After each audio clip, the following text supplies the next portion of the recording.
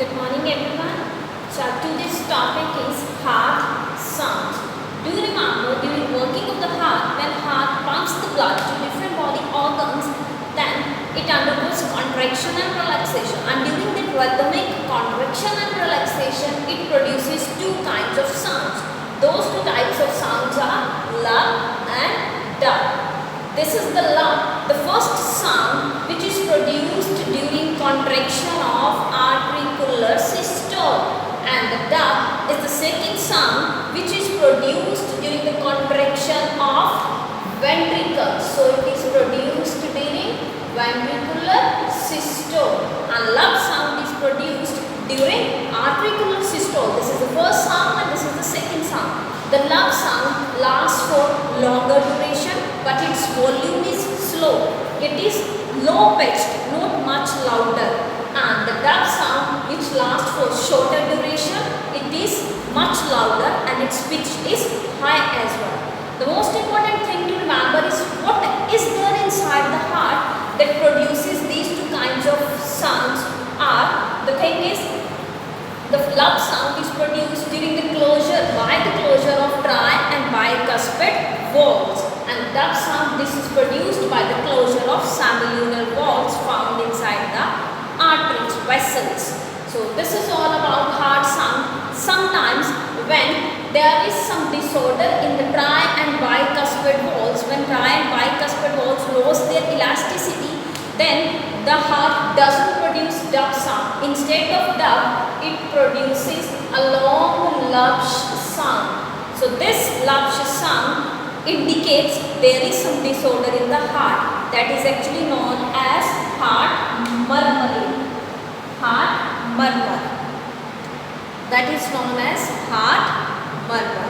The disorder in the tri and bicuspid valves when they do not close properly, so the sound remains low but lasts for a long time and produce a continuous sound. This is known as lubsh.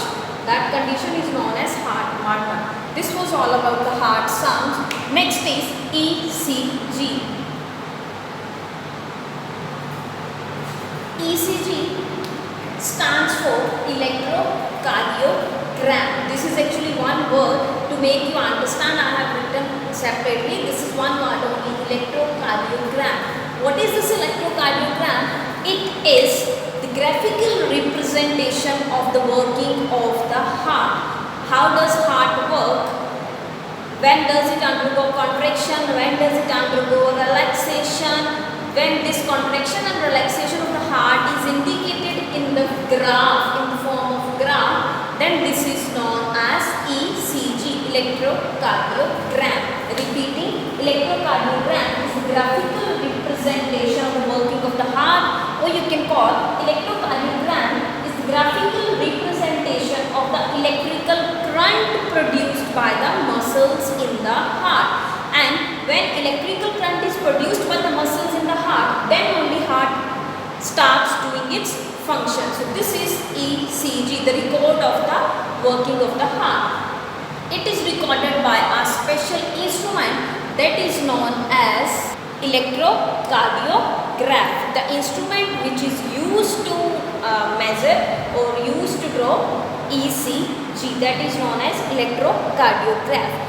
Now, what does this electrocardiograph or electrocardiogram made up of? This electrocardiogram comprises up of three types of peaks. Let us study the peaks. The three kind of peaks formed during ECG of the heart is P wave, P peak, which is sharp, Q, which is sharper, and the T1, which is blunt.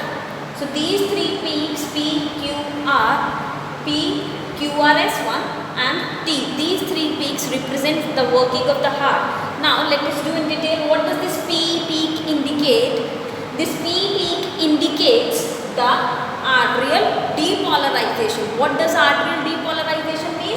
Arterial contraction. When artericles undergo contraction, then it produces this P peak. So this P peak indicates excitation of the SA node. When SA node will get excited, it will produce an impulse, and that impulse causes contraction of the artericle. So this P peak indicates contraction of the artericles, and QRS peak indicates ventricle depolarization. That means it indicates contraction of the ventricle.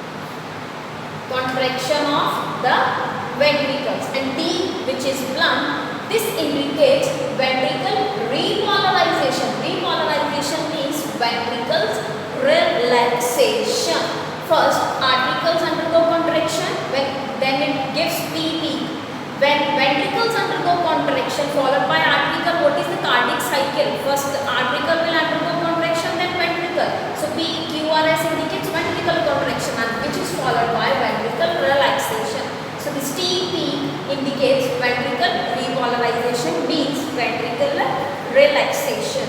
These are the three peaks. Now let us study some abnormalities. How do doctor can get to know there is some abnormality or heart is working properly in the heart? When it indicates these kind of peaks normal, then heart is working at normal rate or there is no disorder in the heart. But when the gap between the P and Q or P and R or S and T wave increases, this gap indicates some abnormalities in the working of the heart. Let us study what are those.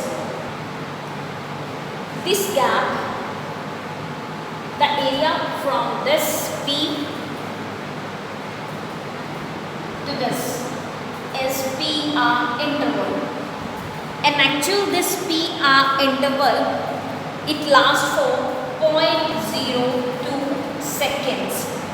And increase in this PR interval indicates a disorder of the heart that is known as atherosclerosis. Atherosclerosis is a condition when excess of fat or some plaque get deposited in the vessels of the heart that disturbs the regular or the normal functioning of the heart. So increase in the PR interval lengthens. When PR interval lengthens, this indicates atherosclerosis. Its normal length, it lasts for 0.02 seconds.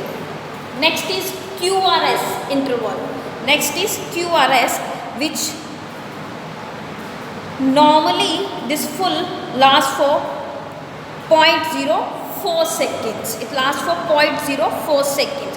And increase in the QR or QS interval indicates heart attack. When this P enlarges or the interval between QRS increases, then this indicates the chances of heart attack. Heart attack is also known myocardial infarction.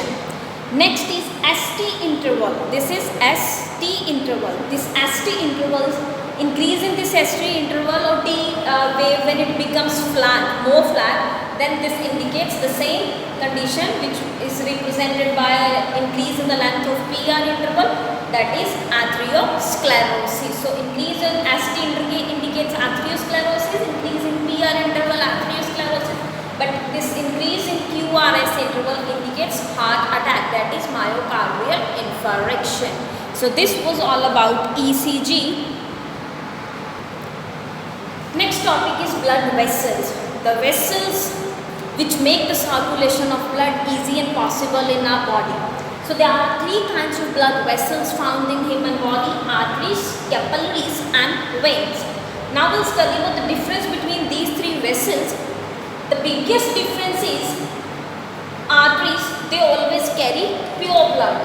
Pure in the sense they always have oxygenated blood. They always have oxygen rich blood, whereas the veins, they always carry impure blood, means deoxygenated carbon dioxide rich blood, except the pulmonary artery, except the pulmonary in both the cases. All the arteries, they always have pure blood, but we did one exception in the circulation of the heart in double circulation topic, that pulmonary artery is the exception that carries impure blood from the right ventricle and pours into the lungs.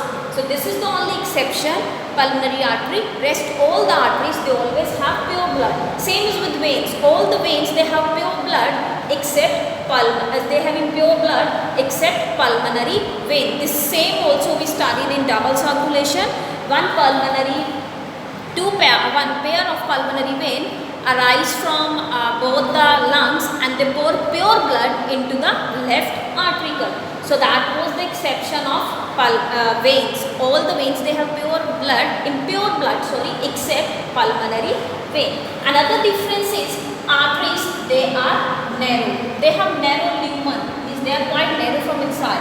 And veins, they are broader in comparison to arteries. But capillaries, what about capillaries? Capillaries are what? This is the network of vessels. Capillaries are network of vessels. So they work as connection between the arteries and veins. Artery, suppose this is one artery, it gets divided into fine arterioles. Arterioles further divides into fine meta-arterioles, and meta-arterioles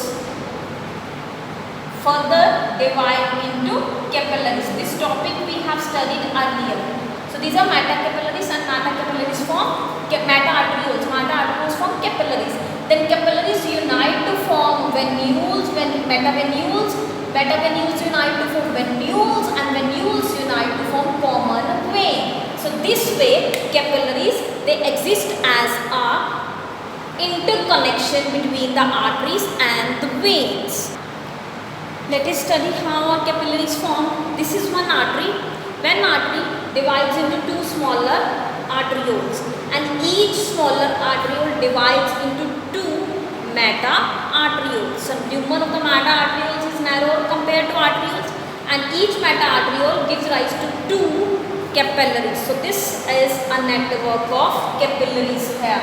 This network of capillaries, and capillaries unite to form some common veins, these four meta-venules, and meta-venules unite to form two only venules, and two venules unite to form one common vein. So in this way capillaries are formed. That is why it is said that capillaries are a network between arteries and veins. So capillaries, half of the capillaries they have pure blood, and half of the capillaries they receive impure blood from the veins.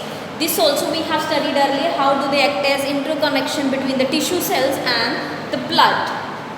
Next is arteries, they always have pure blood, they have narrow lumen, but veins they have broad lumen, they are broader compared to arteries. Because arteries are narrow, so blood flows with pressures, and blood flows with pressure. As a result, there are no holes in the arteries. But in veins, there are holes found because veins are broader and pressure of blood inside the veins is less. So to prevent the backflow of the blood, veins they have valves. Next is arteries are deep seated. We cannot see, they are deep seated inside the inside our skin body. But the vessels which you see externally, these are the veins. Veins are superficial.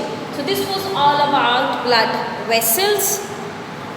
So this was all about today's topic. 3 topics we have studied so far. Hope you would like, and if these videos I have made as per your convenience, hope you would guess and easily comprehend the topics, and don't forget to like and subscribe the channel.